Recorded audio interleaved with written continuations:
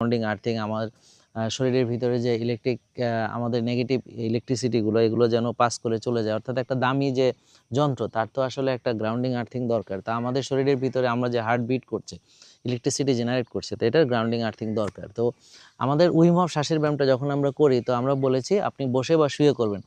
এখন এখানে গাছের সাপোর্ট নিয়ে আপনাকে উইম অফটা করতে হবে, অর্থাৎ ঘন শ্বাস নিয়ে পেট ফুলিয়ে বুক ফুলিয়ে তারপর মনে হচ্ছে ব্রেনের মধ্যে আপনি অক্সিজেনটা ঢুকাচ্ছেন।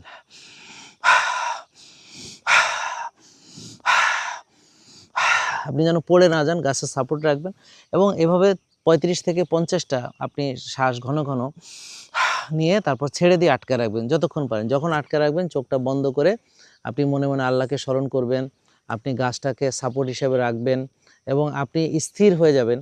যেভাবে গাছটি স্থির হয়ে আছে সারাটা জীবন সে এখানে থাকবে, সে শিকড়টা গেড়েছে মাটির গভীরে এবং সে উপর থেকে